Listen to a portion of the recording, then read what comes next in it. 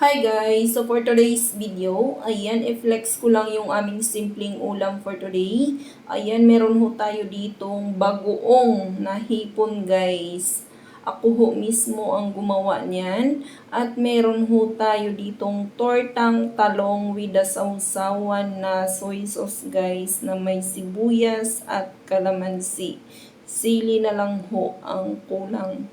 So, ayan ang ating ulam for today. Kayo guys, ano ho ang naisipan ninyong ulamin ngayong araw? At meron ho pala tayo ditong lumpiang togi guys with the sausawan again. Napaka-yummy ng ating ulam for today's video.